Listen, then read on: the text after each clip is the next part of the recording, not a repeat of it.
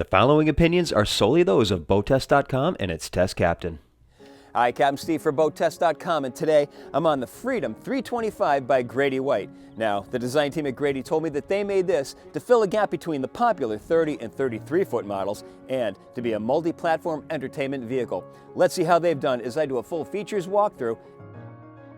A beefy aft gate has a redesigned handle so it can be opened with one hand.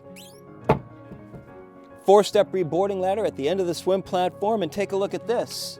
A wet storage locker held open by tension hinges. In the center of the transom is an easy to deploy ski tow pylon, so we don't have to pull that out of storage.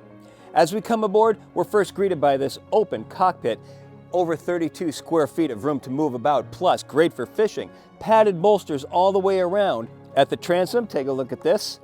Cutting surface on top of a 32-gallon live well. In the center of the transom, 254-quart fish box. The deck, the fish box, the live well, the coolers, the drink holders, all draining overboard. Now, the live well comes down, but the space just in front of it, here's a clever use of that area. Just ahead, pull-out tackle sorters. To the starboard side, there's undergunnel rod storage, fresh in a raw water washdown, and a tow rail. And notice how that tow rail is just the right height so you fit snugly underneath. Rather than having it several inches off the deck, where you've got to lift your foot up to try and get that stability that you're looking for. Now, surrounding the cockpit, we have 1, 2, 3, 4 rod holders. This in addition to the 4 rod holders going up the side of the hardtop supports, and this is a standard hardtop that also includes the spreader lights, tricolor LED lighting, storage bag, speakers, reinforcements for the outriggers, and an extendable sure-shade awning. And I have to say, I'm particularly impressed with the integrated grab rail that goes across the overhead that no one seems to do, the overhead hatch that's opening to allow ventilation, side curtains, plus we can also add a drop-down curtain, making the boat even more comfortable in the shoulder seasons. Moving on to the entertainment and comfort aspects, it obviously has to start with seating, and across the transom we have a flip-up bench seat. Now, it deploys quite easily, and I'm always critical of these transom seats because sometimes they just aren't so easy to bring up, and if they are, they're not so easy to bring down. But this is a patented design by Grady-White. Not only can we bring it up easily, it also comes down easily without pinching fingers or anything like that. In the up position now, we have opposing seating, and these seats are also convertible easily into chaise lounges. A lot of thought went into the comfort level of these seats as well. The seat base is angled back, so it has a subtle feeling of keeping you in the seat. There are multiple densities of foam. The seat back is angled as well. Looking just up ahead, there's a separate raised panel, double stitching, custom embroidery, and diamond stitching. Over to the port hand side, again, with an easy one-handed operation on the handle, an inward opening dive door at standard. The port side seating can be swapped out for a wet bar that will include either a sink or an electric grill, a refrigerator, and a wastebasket. At the starboard bulwarks, we have the 30-amp shore power connectivity, so that, along with the more portable generator, will allow us to power up a combination of either the air conditioning, electric grill, and electric refrigerator. The observer seat is double wide, includes a flip-down footrest. There's a vent for the air conditioning, 2 beverage holders, a shelf for your phone right alongside USB connectivity. On top of the console, there's a padded storage area for putting your stuff and keeping it safe.